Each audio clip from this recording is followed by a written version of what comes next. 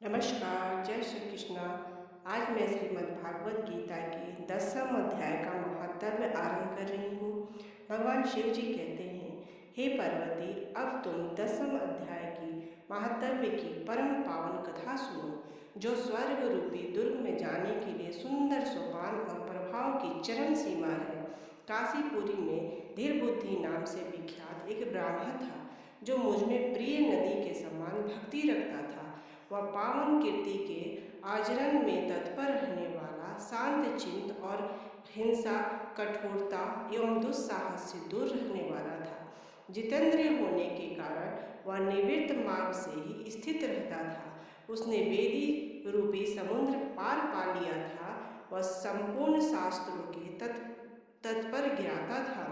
उसका चित्त सदा मेरे ध्यान में संलग्न रहता था। वह मन को अंतरात्मा में लगाकर सदा आत्म तत्व का साक्षात्कार किया करता था।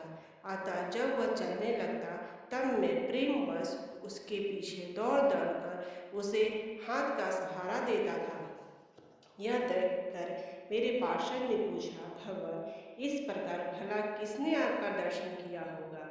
इस महात्मा ने कौन सा तप, होम अथवा जप किया है कि स्वयं आप ही पद पद पर इससे हाथ का सहारा देते चलते हैं?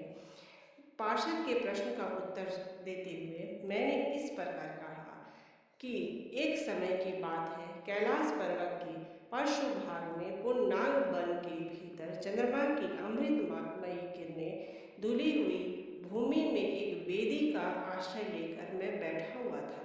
मेरे बैठने के क्षण भर बाद ही सहसा बड़े जोर की आंधी उठी। वहाँ से वृक्षों की शाखाएं नीचे ऊपर होकर आपस में टकराने लगी। कितनी ही टहनियाँ टूट टूट कर बिखर गई। पर्वत की अविचल छाया भी हिलने लगी। इसके बाद वहाँ महान भयंकर शब्द हुआ, जिससे पर्वत की कंदराएं प्रतिध्वनित हो उठी। तदनंतर आकाश में कोई विशाल पक्षी उतरा, जिसकी कांति काले मेघ के समान थी। वह काजल की राशि, अंधकार के समूह अथवा पंख कटे हुए काले पर्वत सा जान पड़ता था। पैरों से पृथ्वी का सहारा लेकर उस पक्षी ने मुझे प्रणाम किया और एक सुंदर नवीन कमल मेरे चरणों में रखकर स्पष्ट वाणी में स्तुति करना आरंभ किया। पक्षी बोला, देव, आपकी जय हो। आप चिंतामय, सुधा के सागर तथा जगत के पालक हैं। सदा सद्भाव बल से युक्त एवं अनासक्ति की लहरों से उल्लासित है। आपके वैभव का कहीं अंत नहीं है। आपकी जय हो। अद्वैत वासन से परिपूर्ण बुद्धि के द्वारा आप त्रिविध मेलों से रहित हैं। आप जितेंद्रिय भक्तों के अधीन रहते हैं तथा ध्यान में आपका स्वरूप का साक्षात्कार होता है। आप अविद्यमान, उपाधि से रहित, नित्य मुक्ति, निराकार, निरामय, असीम अहंकार शून्य, आवरण रहित और निर्गुण है। आपके चरण कमल शरणागत भक्तों की रक्षा करने में प्रवीण है। आपके भयंकर ललाट रूपी महान सर्प की विश्व ज्वाला से अपने कामदेव को भस्म किया है। आपकी जय हो। आप प्रत्यक्ष आदि परमाणु से दूर होते हुए भी परमाणु स्वरूप है। आपको बार बार नमस्कार है। चैतन्य के स्वामी तथा त्रिभुवन रूपधारी, आपको प्रणाम है।